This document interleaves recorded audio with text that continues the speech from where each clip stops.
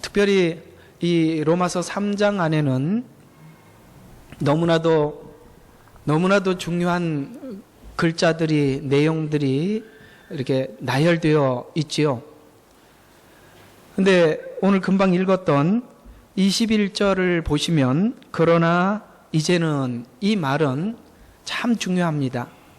왜냐하면 앞에 있는 어떤 이야기들이 있었다는 거죠. 그러나라는 말이 앞에 있다는 것은 앞에 어떤 이야기들을 많이 설명을 하고 이제는 이렇게 들어가는 거죠.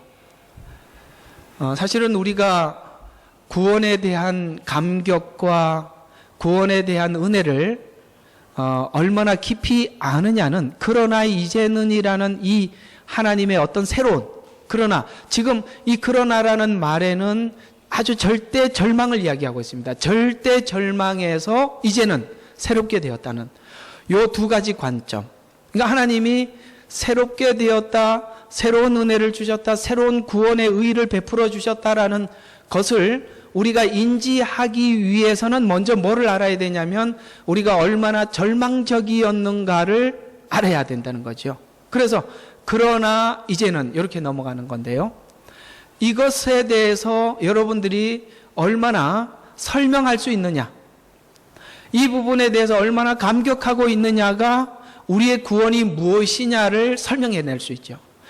만약에 여러분들이 그러나 이제는을, 이 말을 어디에서든지 풍성하게 사람들에게 정말 열변을 토해서 말을 할 수 있다면 아마 여러분들의 마음속에는 구원이 너무나도 큰 은혜로 자리 잡고 있을 것이며, 뿐만 아니라 어떤 사람은 이 그러나 이제는이라는 이 말을 설명해내지 못한다면 아마도 여러분은 구원에 대한 이해가 좀 부족할 것입니다. 그래서 아마도 여러분들은 많은 분들 중에 예수님을 믿고 저는 이렇게 절망적인 상황이었는데 하나님이 반전해 주셨습니다, 내게 은혜를 주셔서 구원을 받았습니다라고 이 구원에 대한 이야기를 할 때마다 그저 그냥 말을 할 수가 없어서 가슴이 울먹이고 눈물이 나고 사람들에게 이 말을 할 수 없을 만큼 너무나도 가슴이 뛰는 이 사람들은 분명히 그러나와 이제는이라는 이 세계에 하나님의 은혜를 가슴에 담고 있기 때문에 그들은 이 말을 사람들에게 함부로 내뱉지 못하고 이 말을 생각할 때마다 가슴이 벅차겠죠. 여러분은 그러나 이제는이라는 이 두 개의 그러나와 이제는이라는 이것이 얼마나 크고 위대한지 알고 계십니까? 그것이 무엇이냐를 오늘 이 로마서 3장은 설명하고 있습니다. 그래서 1장부터 3장까지 설명하는 과정 속에 2장은 우리가 얼마나 절망적이었는가, 하나님께서 율법을 받은 유대인들도 이 문제를 해결할 수 없었고 이방인들이야 말할 것도 없었다, 가장 절망적인 상태에서 하나님이 나를 구원하셨다라는 뜻에서 그러나 이제는입니다. 오늘은 이 이야기를 여러분들과 함께 한번 나누어 보려고 합니다. 자, 먼저 20절에 있는 21절에 있는 그러나 이제는에서 그러나의 의미를 한번 살펴보도록 하겠습니다. 자, 이 로마서 이야기는 이렇게 시작이 됩니다. 사실 로마 교회는 바울이 세운 교회는 아닙니다. 그러나 이 로마 교회가 많은 사람들이 예수를 믿고 하나님께 돌아왔다는 이 이야기를 듣고 바울은 정말 이 복음이 얼마나 풍성하고 얼마나 능력이 있는 것인지 그들에게 이 복음을 한번 나누고 싶었었어요. 그래서 이 서신을 쓰기 시작했죠.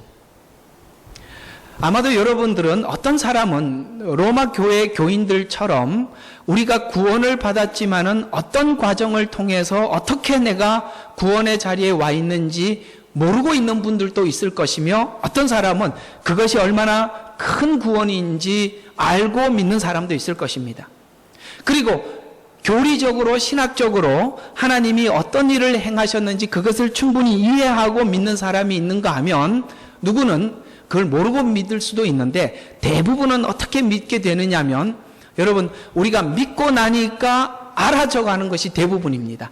믿고 난 뒤에 이런 거구나 라고 뒤에 알게 되는 것이 대부분이지만, 그런 차원에서 로마 교인들은 예수를 믿기는 믿었지만은 그 과정이 어떻게 왔는지를 모르고 있단 말이죠. 그걸 설명해 주기 위해서 로마서를 썼다는 것입니다. 그래서 바울은 이 로마 교인들에게 앞에서 이렇게 설명을 합니다. 나는 너희를 보기 원한다. 왜 보기를 원하느냐면, 복음을 너희에게 꼭 전하고 싶은 이유는 너희가 이미 믿고 있기 때문이다. 그래서 믿고 있는 믿음의 격려가 되기를 원한다. 이 복음은 모든 믿는 자에게 구원을 주시는 하나님의 능력, 다른 말로 힘이기 때문이다.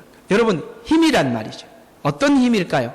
죄에서 구원받는 힘일 뿐만 아니라 이제는 예수 믿고 죄를 당당하게 거부할 수 있는 힘이란 말이죠. 두 가지 힘이 있어요. 하나는 죄에서부터 구원을 받아 하나님의 자녀가 되는 힘이요, 이제는 하나님의 자녀답게 죄를 거부하는 힘을 복음은 가지고 있다는 것이죠.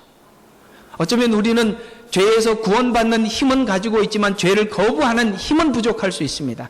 그것까지도 복음은 가지고 있단 말이에요. 그래서 믿고 있는 믿음의 격려가 돼요. 그래서 복음은 모든 믿는 자에게 구원을 주시는 하나님의 능력이기 때문인데, 어떤 능력인지 내가 구체적으로 설명하고 전하고 싶다.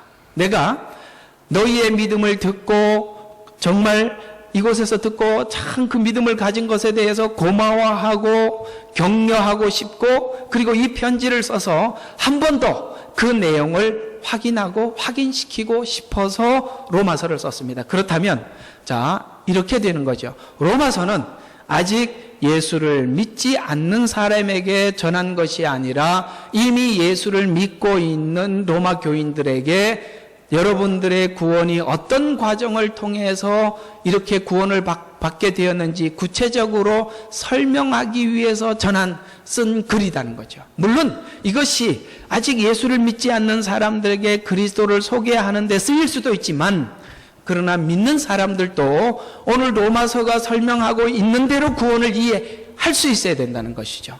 그런 차원에서 오늘 3장, 4장, 5장 이야기는 우리가 이번 기회에 한번 살펴볼 필요가 있다는 것이죠. 그래서 왜 복음을 전해야 하는가? 왜 복음이 능력인가?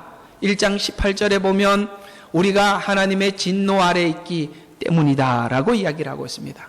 왜냐하면 이상하게도 복음이 와서 우리에게 분명히 밝힌 것은 무엇이냐면, 우리 인간이 모두 다 하나님의 진노 아래 있다는 것을 가르쳐 준 것이 복음입니다.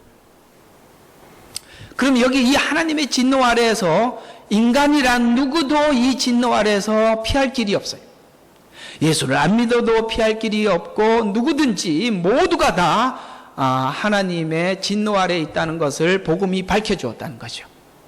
그래서 그것이 지금까지, 그러나 이제는 이라는 말은 십자가 이전이 그러나죠.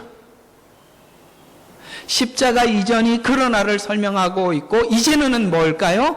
십자가 이후를 설명하고 있단 말이죠. 감이 잡히세요? 네.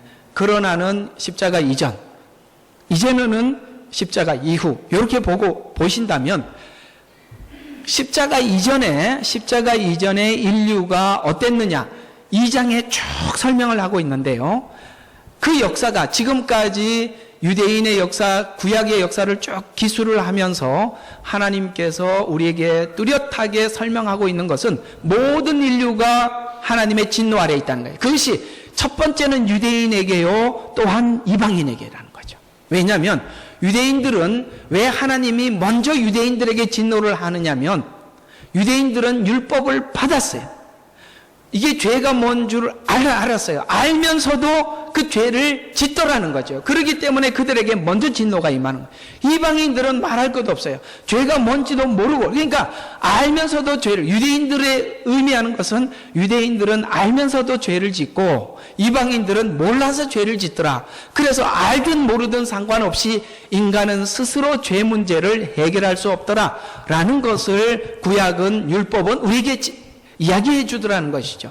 그래서 인류 역사가 그것을 설명하고 있는데, 모두가 하나님께 불순종하고 우리 스스로가 하나님의 멸망의 자리로 들어가게 되었는데, 1장 이야기가 그런 이야기입니다. 모두가 죄를 지었다. 여기에서는 모두 이렇게 설명하고 있어요. 모두. 이건 이방인이나 유대인이나 같이 포함이 되어 있다는 것이죠. 또 모두가 죄를 짓고, 또 뭡니까? 인류 역사가 더하면 더해질수록 점점 악해져 가고, 또 하나는 그 악한 가운데 어떤 사람은 하나님을 찾더라는 거죠. 근데 하나님을 찾는데 하나님의 그 지위와 높이에 걸맞게 찾는 것이 아니라 자기 목적, 내 목적을 위해서 하나님을 찾더라는 거예요. 이해가 가셔요? 예, 하나님을 혹 찾는 사람들이 있긴 있더라는 거죠. 그런데 그 찾더라도 하나님을 하나님답게, 그 영광에 걸맞게 하나님을 찾는 것이 아니라 신을 찾아도 자기를 위해서 신을 찾더라. 이것이 2장에 나와 있는 죄의 나열들이라 이 말이죠. 그걸 지금 함축해서 제가 기록해 두었는데요. 그래서 하나님의 영광에 걸맞게 무릎을 꿇는 것이 아니라 자기 욕심을 위해서 믿더라. 그 증거가 하나님을 아는 유대인들도 모르는 이방인들도, 유대인은 율법을 알지만 그 율법을 가지고 죄를 안 지으려고 하는 것이 아니라 죄를 안 지키려고 살아가는 모습을 사람들에게 자랑만 하려고 하더라. 이해가 가요? 율법을 가지고 죄를 안 지으려고 노력은 하는데, 그 노력하는 것을 가지고 하나님 앞에서 하는 것이 아니라 나는 죄를 안 짓는다고 사람들에게 자랑밖에 할 줄 모르더라 이 말이에요. 예수 믿는 사람들 마음속에도 그럴 수 있다는 거죠. 우리가 세상 사람들은 죄가 뭔지도 모르고 살아가고 있는데 우리는 죄를 안 지으려고 살아가는 사람이라고 사람들에게 자랑만 할 뿐이지, 그것이 정말 내 심중 깊은 죄악입니다. 저는 하나님 앞에 심판받아 마땅한 사람입니다. 이런 식으로 율법이 작용하는 것이 아니라 자랑하는 것으로 작용하더라. 그래서 그 증거가 하나님을 아는 유대인들도 자랑만 삼고, 이방인들은 당연할 수밖에 없는 것이 죄가 무엇인지 모르고, 그렇기 때문에 무지해서 유대인도 이방인들도 모두가 멸망의 길로 가더라. 여기까지 아멘? 동의하십니까? 예. 이 그러나의 의미의 크기를 우리가 어떻게 이해하느냐에 따라서 구원이 누구에게는 크게, 누구에게는 작게 오는 것입니다.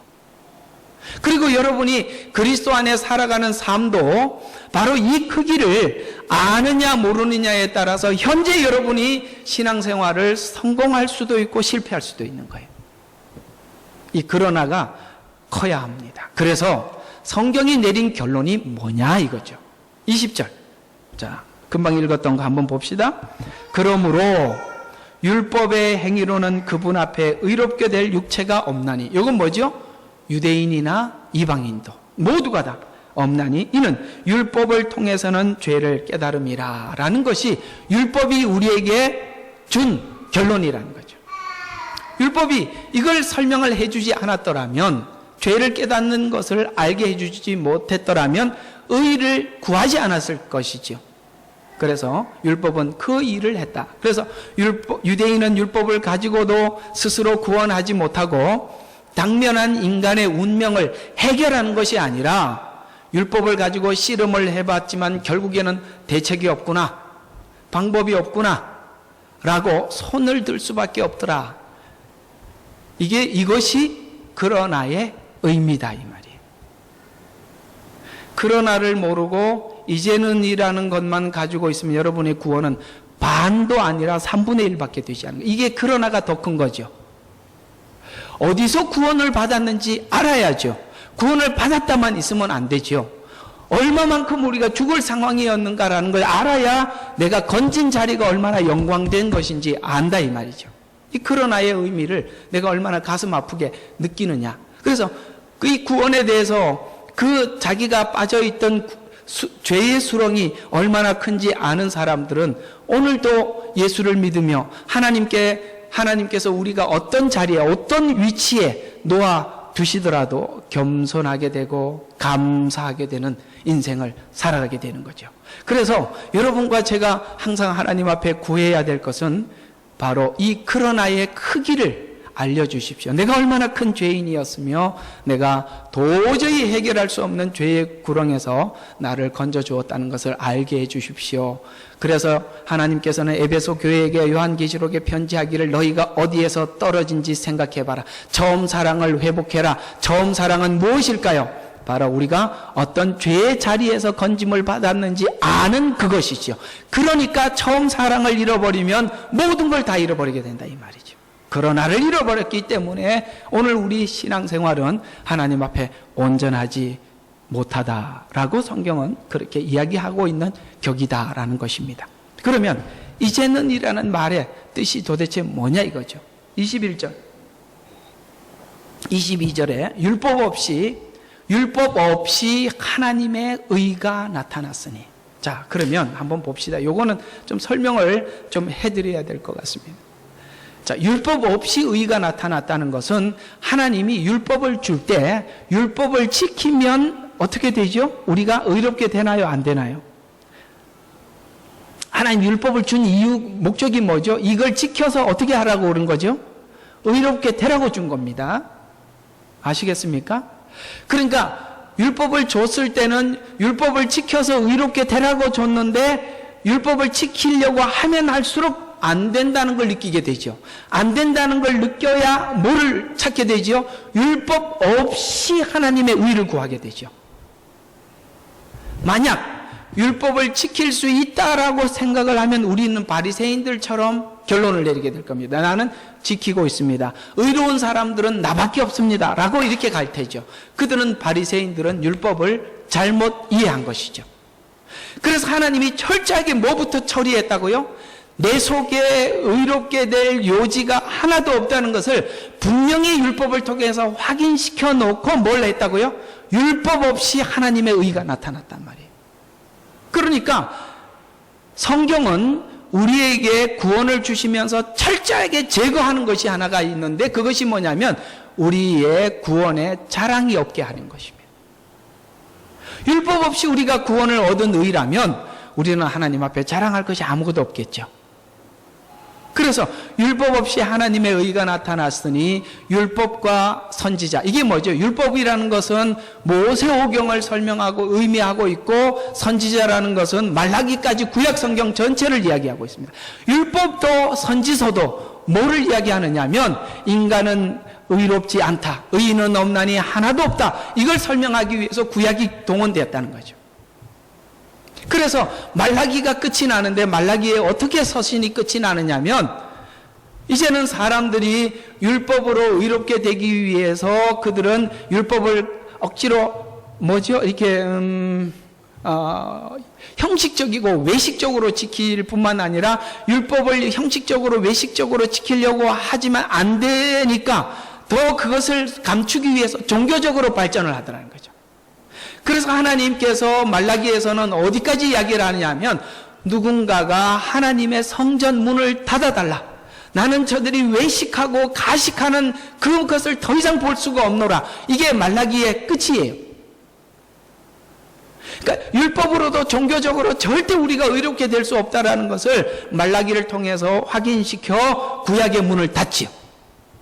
그래서 율법과 선지자들이 결국은 우리 인간이 스스로 율법으로 의롭게 될 수 없다는 것을 증거했다는 말이죠. 그래서 하나님의 의가 새롭게 나타났는데 이 하나님의 의는 그리스도를 믿음으로 인한 것으로 모든 자와 믿는 모든 자들에게 미치나니 차별이 없느니라. 이 차별은 유대인들은 지금 자기들이 의롭다고 생각을 하고 있는데 두 가지 때문에 그래요. 하나는 뭐냐면 율법을 가지고 있고 할례를 행했다는 것입니다.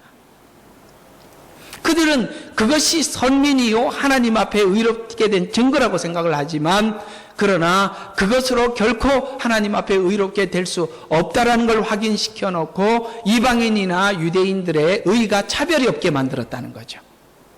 그러면 유대인들은 왜 동원했느냐? 모든 인류에게 우리가 율법을 가져도 동일하게 다른 민족을 선택했더라도 그들도 동일하게 유대인들과 차이가 없는 죄인이라는 것을 알려주기 위해서 한 사람을 한 민족을 선택했을 뿐이죠. 만약에 그걸 대한민국이라는 한국인을 선택해도 똑같다 이 말이죠. 그래서 그것을 우리 모든 인류에게 불가능하다는 것을 알려주시고, 이제 율법 외에 나타난 하나님의 의를 우리 모든 인류에게 주어 그 십자가에서 흘린 죄사함의 보혈의 능력이에요. 그것을 믿는 모든 사람들에게 차별이 없게 하려고 하나님이 그렇게 하나님의 의를 율법 없이 나타내 주셨다. 이제는 의가 이렇게 되었다는 것을 믿으라는 것이 이 로마서가 설명하고 있는 것인데, 우리가 옛날에는 어떤 사람이었다고요? 죄인이었듯이 지금 하나님께서 우리를 구원하신 것도 사실이라는 걸 믿으라는 거예요. 그러니까 우리가 의롭게 되었다는 것을 믿기 전에 무엇을 먼저 믿어야 되죠? 죄인이었다는 걸 믿어야 의인이 되었다는 걸 믿는 거예요. 근데 어떤 사람들은 이런 분들이 많아요. 자기가 과거에 죄인이었다는 것은 모르고 의인이 되었다는 것만 믿고 있어요. 그래서 로마에 있는 교인들이 그 부분에 대한 이해가 부족할까 봐 그것을 나누기 위해서 로마서를 썼다는 거예요.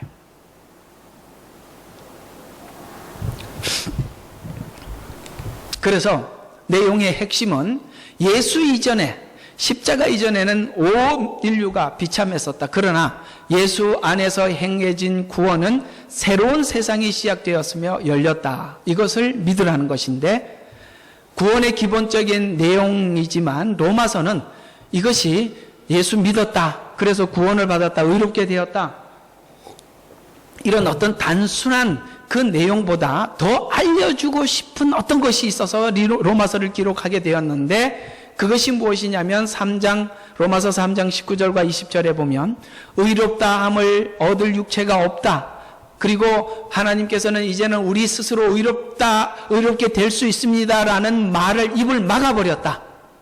우리가 그 말을 못하게 만들었다. 그리고 모두가 죄인이다, 방법이 없다, 그리고 멸망만 남아있다라는 데서 하나님이 무엇을 이해했냐? 하나님이 반전하셨다는 거예요. 거기까지 와서 뭘 하셨다고요? 반전해버렸다. 여러분, 왜 거기 가서 반전을 해야 되지요? 성경은 이 반전들이 너무 많이 나와요. 근데 그 하나님이 반전을 하는 장소를 보면 절대 절망의 자리예요. 에스겔서가 그렇지요. 이스라엘이 완전히 멸망했습니다. 그래서 그 완전히 멸망한 그곳에서 하나님이 새롭게 하실 것이라고 소망을 주시죠.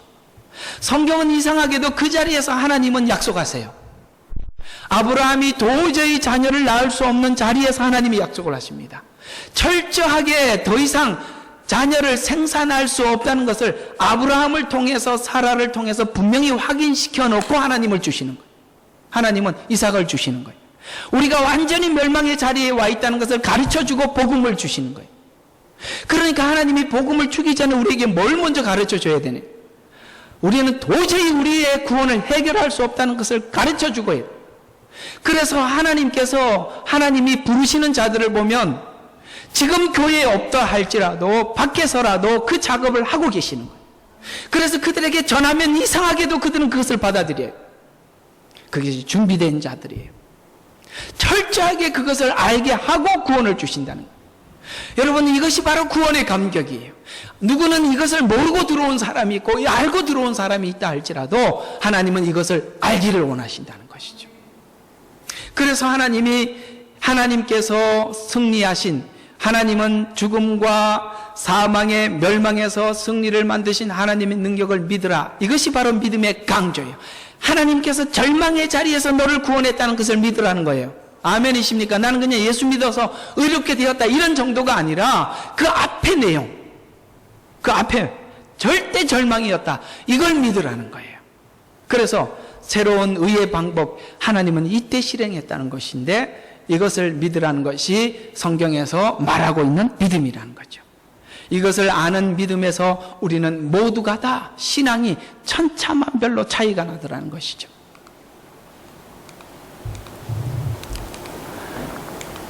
그래서 율법 외에 하나님의 의에서, 율법이란 어떤 뜻이냐?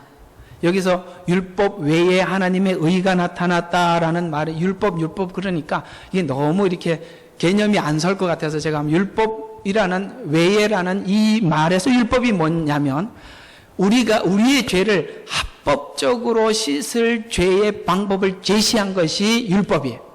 왜냐하면 지켜라 그러면 의롭게 하겠다. 그러면 지키면 합법적으로 그 죄에 대해서 우리가 지킨 거 아니에요. 합법적으로 의롭게 될 수 있는 거잖아요.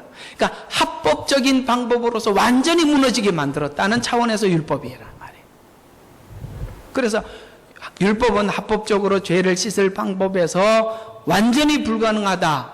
그래서 하나님이 할 수 없는 것을, 사람이 할 수 없는 것을 하나님은 하셨다라고 말씀하고 있는 거예요. 아시겠습니까? 성경의 로마서에서 그렇게 나온단 말이에요. 사람이 할 수 없는 것을 하나님은 하시나니, 이런 말씀이 바로 그 부분이에요. 사람이 할 수 없다는 걸 먼저 알게 해주십니다. 그래서 하나님의 의는 인간에 뭐가 없어요? 조건도 자격도 묻지 않고 하나님 홀로 하신 하나님을, 구원을 소개하는 거예요. 그러니까 예수님 십자가 사건을 통해서 구원받았다는 것은 우리의 조건이 아무것도 없었다는 것이죠. 그죠? 우리는 뭐 할 뿐이었죠? 예수님을 십자가에 못 박으소서라고 소리 지르는 사람에 불과했다, 이 말이죠. 그래서 디모데후서 1장 9절과 11절에는 이 내용을 이렇게 잘 설명을 하고 있는데요. 자, 지금 바울은 디모데에게 이렇게 이 부분을 이렇게 잘 설명하고 있어요. 하나님께서 우리를 구원하시고 거룩한 소명으로 부르심은 우리의 행위에 따라 한 것이 아니라 그분의 목적과 은혜에 따라 하신 것이니, 아멘이십니까? 이 부분에 대해서 명확하게 선을 긋는 겁니다. 하나님이 우리를 구원하시고 사명을 주시고 모든 것을 하신 것은 우리가 우리의 어떤 조건이 있어서가 아니라 그분의 목적과 은혜에 따라 하신 것이니, 이는 세상이 언제부터 이것이 시작되었냐면 세상이 시작되기 이전에 그리스도 예수 안에서 우리에게 주신 것이라, 이게 예정이라 이 말이에요. 여러분, 우리가 구원받게 된 것은 어느 시점에 가보면 내가 믿었는 게 아니라 하나님이 예정해 주셨기 때문에 이 길을 걸어왔다는 것을 알게 된 때가 있어요. 그게 바로 신앙에 철이 드는 시간이에요. 우리가 신앙이 철이 들기 전에 예정을 논하면 잘못 가는 겁니다. 예정은 이런 거죠. 아마 여러분, 내가 부모된 입장에서 아마 자녀들에게 가장 듣고 싶은 이야기가 이 이야기일 거예요. 아마 아이들을 키우면서도 언젠가는 이런 날이 올 거라고 생각하고 아이들을 키울 거예요. 저는 한번 그 얘기를 들어서 굉장히 위로를 받았습니다. 저는 어머니의, 아버지의 아들이 된 거 너무 감사합니다. 여러분, 이 한마디면 부모로서 할 일 다 한 거예요. 여러분들도 평생 자녀들에게 그 얘기 듣고 나면요, 자식 키운 보람이 그때 다 느껴지는 거예요. 예정은 그 얘기예요. 내가 하나님의 아들이 된 거, 내가 너무나도 영광이고 감사합니다. 이게 예정이라 이 말이에요. 그때 예정을 이해하는 거예요. 그전에는 아무것도 모르죠. 그래서 그걸 어떻게 알게 됐어요? 내가 믿어서 구원을 받았다는 것이 아니라 하나님께서 세상이 시작되기 이전에 그리스도 예수 안에서 우리에게 주신 것이라는 거죠. 이미 하나님이 우리를 구원하시기 위해서 이전에 계획했던 것이라는 거죠. 그러나 이제는 여기 등장하죠. 똑같이. 우리 구주 예수 그리스도를 나타내심으로 그것이 드러났으니, 그게 분명해졌다. 드러났다. 그는 와서 죽음을 폐기하시고, 죽음은 왜 왔죠? 죄 때문에 왔죠. 그러니까 죄 문제가 해결되니까 죽음이 폐기됐단 말이죠. 복음을 통하여 생명과 불멸을 밝히셨느니라. 아멘. 생명과 불멸이라는 단어가 나오는 것은 우리가 영원히 죽지 않는다는 것을 뭘 통해서? 부활을 통해서 우리에게 증명해 주셨다는 거예요. 앞으로는 예수를 믿는 사람이든 믿지 않는 사람이든 누구든지 어디에 속할 수밖에 없냐면 생명과 불멸이 인간에게 주어졌다는 것을 예수님의 부활을 통해서 모든 인류에게 증명했다는 것이죠. 믿지 않는 사람들도 부활합니다. 성경에 보면 그들의 부활을 둘째 부활이라, 악한 자의 부활이라 이렇게 성경은 이야기를 하듯이 여러분, 인간은 예수님의 부활 사건을 통해서 믿는 사람이든 믿지 않는 사람들이든 부활을 하는데, 믿는 사람에게는 생명의 부활로, 믿지 않는 사람에게는 심판의 부활로 부활하게 될 것이다.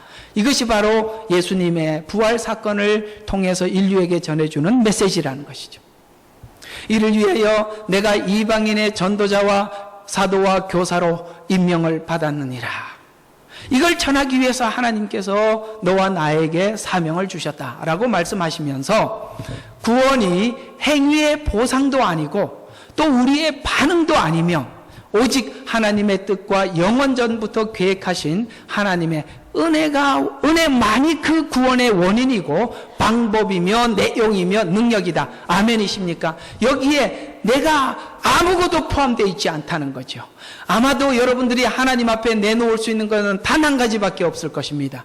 하나님, 제가 하나님을 믿었습니다. 그러나 이 믿음을 성경은 뭐라고 설명하느냐? 하나님은 이미 우리가 믿게 하기 위해서 하나님은 창세 이전에 예정해 주셔서 하나님이 예정한 대로 이끌어 주셨다고 설명하고 있습니다. 그래서 믿음조차도 하나님 앞에 내놓을 수 있는 자랑이 아니라고 성경은 설명하고 있는 거예요. 그래서 구원에서 우리가 하나님 앞에 내놓을 것은 오직 은혜뿐입니다 라고 고백할 수밖에 없다는 거예요. 그래서 하나님 앞에 내놓을 수 있는 것은 믿음이 아니라 뭐예요? 은혜라고 내놓을 수밖에 없다는 거예요. 그래서 성경은 구원을 은혜라, 조건 없이 받았다, 이렇게 설명하고 있는 것이죠.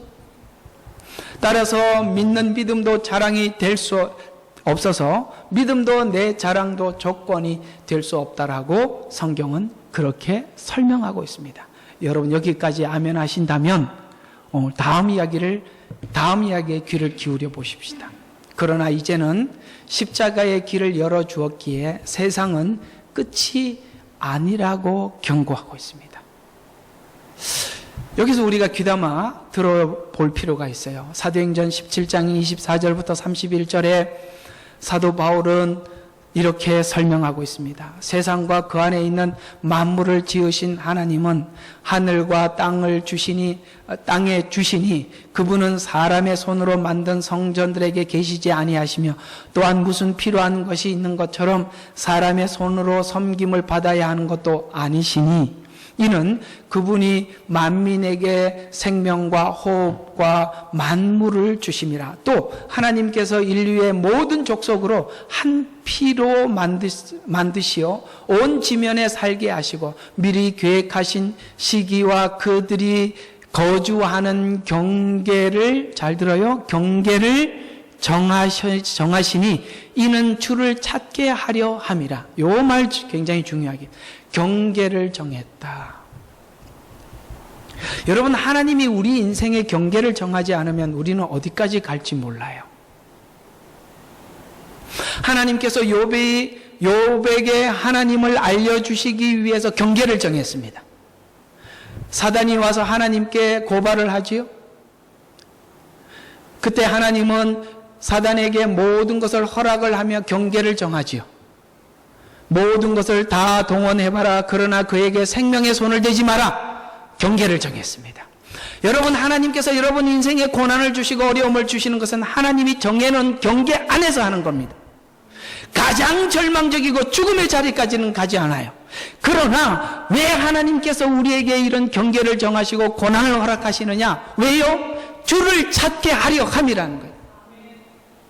그래서 경계를 정해놓고 사람들이 하나님을 감지하려 하면 만나리니, 하나님께서 우리에게 고난을 주실 때 하나님을 감지하기 위해서 기도하라는 말이에요. 하나님 앞에 나가면 모두 다 하나님을 만나게 되는데 왜 이런 하나님의 고난을 주실 때 왜 하나님 앞에 나가지 않느냐? 그러니까 나가지 않으니까 더 큰 뭐를 줄 수밖에 없어요. 더 큰 고난을 줄 수밖에 없는 거예요. 그것은 모두가 하나님을 찾게 하려 함이라고 이야기하잖아요. 그래서 그분은 모든 각 사람에게 멀리 떨어져 계시지 아니하도다. 왜요? 고난을 통해서 주여 하고 부르면 만날 수 있도록 옆에 계신단 말이에요. 멀리 떨어져 계시지 아니하도다.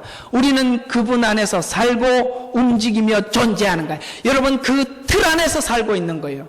하나님이 허락하신 범위 안에서 살고 있는 거예요. 하나님께서 왜 이런 인생을 허락하고 있는지 구하고 찾기를 바라면 하나님 가르쳐 주신다는 거예요. 그분 경계 안에 있어요. 그런데 왜 하나님을 찾지 않느냐? 아직도 내가 해결할 수 있는 힘이 남아있다고 생각하기 때문에 하나님이 그 힘이 다 빠질 때까지 경계를 주시는 거예요.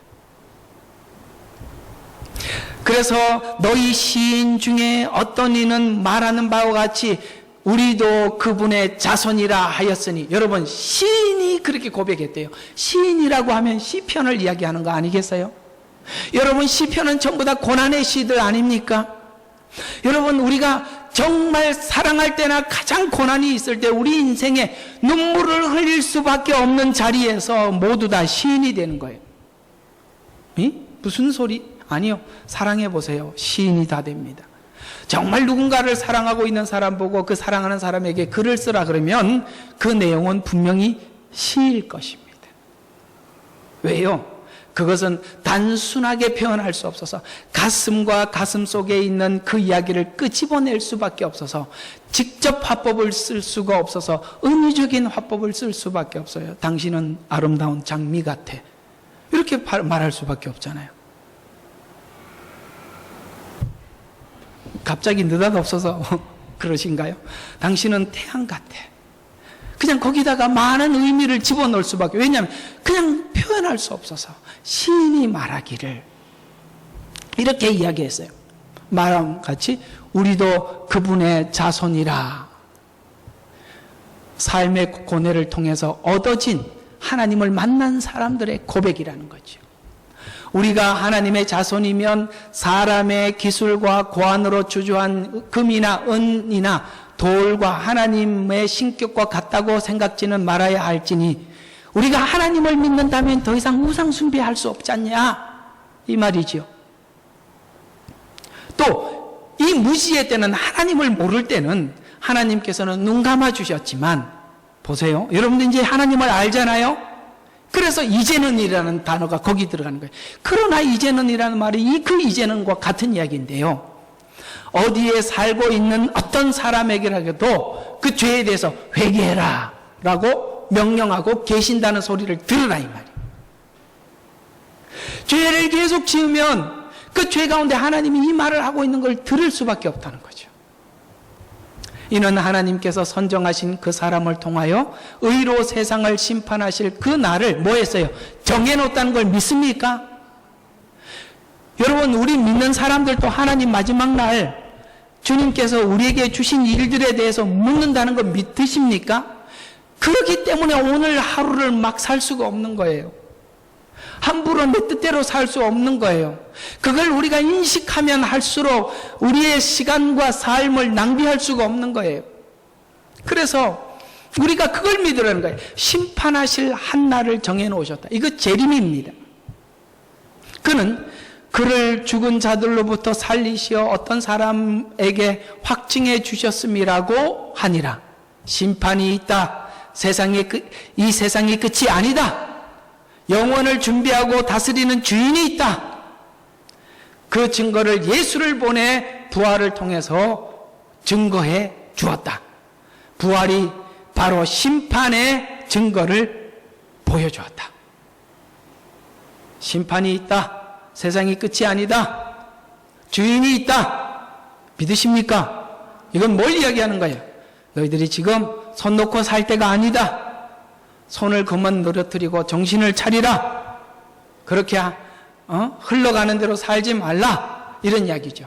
이 말을 했더니 이 사도행전에 어떤 사람들은 내가 이 이야기를 다시 듣겠다라고 하는 사람도 있고, 누구는 조롱도 하더라. 여러분, 금방 읽은 이 서신 사도행전의 이 말씀을 듣고 여러분들은 어떻습니까? 또 듣고 싶습니까? 아니면 헤이 그렇게 했어? 이렇게 조롱하십니까? 여기서 갈라지는 거예요. 여기서 갈라지는 거라고요. 부활이 있다, 심판이 있다. 이 내용에 대해서 어떻게 생각하느냐라고 물으시면서 오늘이 전부가 아니라면 여러분 오늘 어떻게 사셔야 합니까? 대충 살아왔던 우리 인생 정말 심각하게 되돌아봐야 하지 않겠습니까? 로마서에서 엄정한 부활을 선언하면서 성도가 믿는 믿음의 크기는 단순히 허락된 구원을 누리는 것을 넘어서 우리의 인생과 계획과 스케일이 이제 단순히 하루하루 사는 걸 넘어 우주를 주관하고 영원을 우리에게 주신 그 하나님의 세계로 들어가라는 거예요. 영원을 상속받은 자로 그런 사고 속에서 오늘 하루를 살아가라는 거예요. 대충 살지 말라는 거예요. 우리의 시선이 이제는 단순히 세상에 머물지 말고 영원으로, 영생으로, 광대함으로 나가라는 거예요.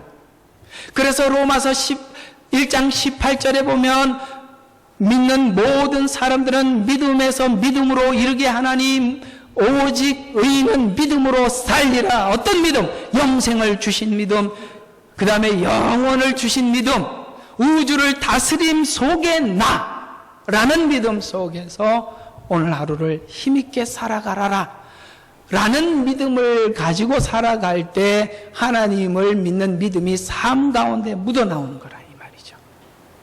그런 생각이 너무나도 편협하고 좁으니까 예배 드릴 때는 믿는 것 같고 집에 가서는 내 마음대로 산다라고 이렇게 간접적으로 설명하는 것과 같다 이런 이야기예요. 오늘 이야기들을 정리해 보면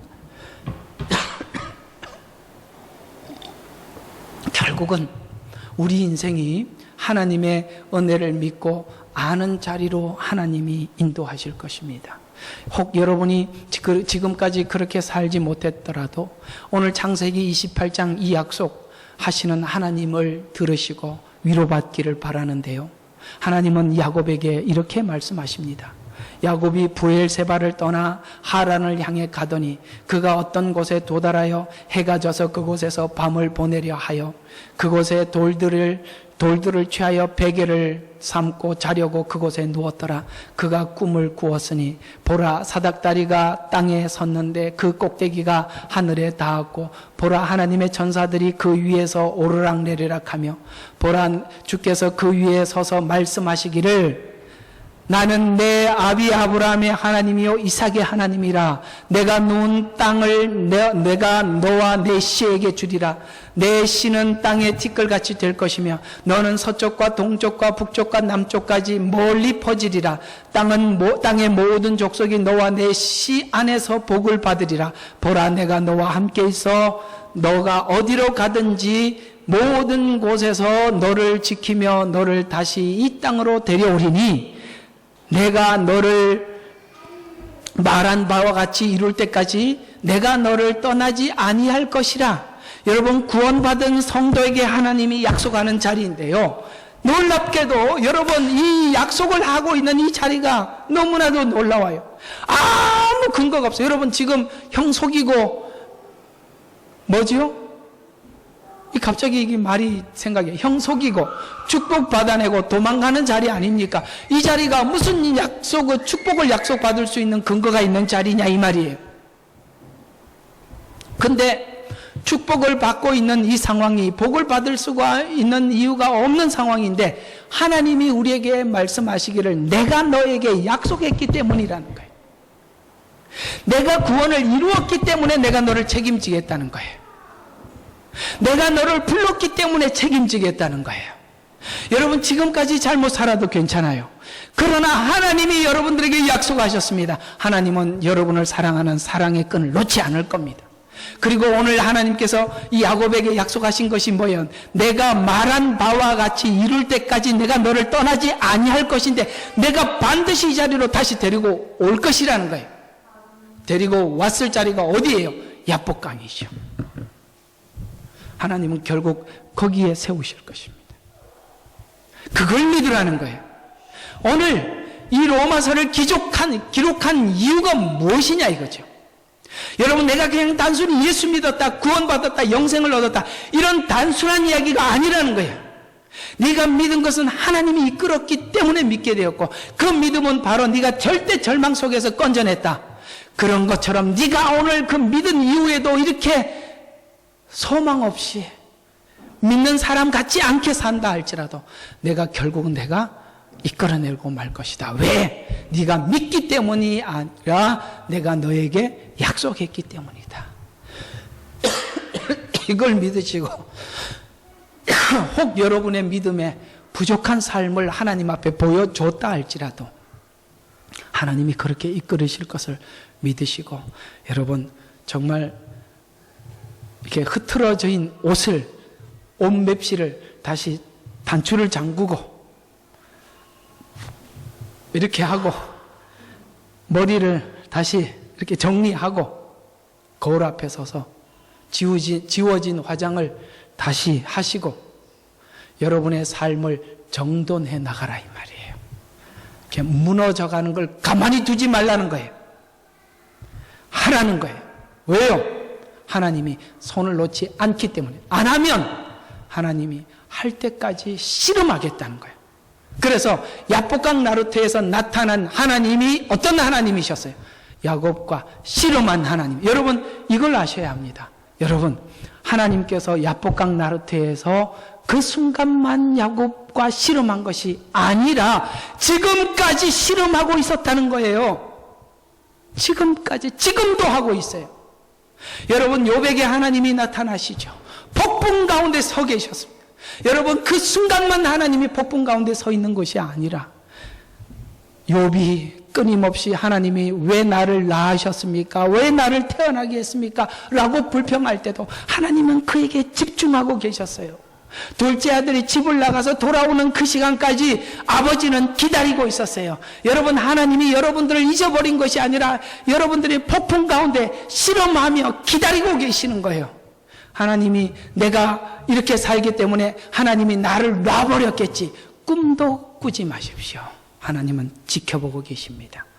내가 돌아오는 그날까지 내가 너를 붙잡을 것이다. 그래서 그러나 이제는 그렇게 구원한 너를 결국 내가 그 자리에 세울 것이다 라는 이 차원에서 그러나 라는 의미를 이해하시고 이제는 이 어떻게 신분이 바뀌었는지 아셔서 여러분의 삶을 내려놓지 마시고, 그 내려놓으면 누가 글을 쓴 내려놓음과 다른 이야기입니다. 그렇게 내려놓지 마시고 하나님 앞에 몸을 추스리시고 정돈하시고 진일보 하시기를 주의 이름으로 축원합니다. 기도하겠습니다.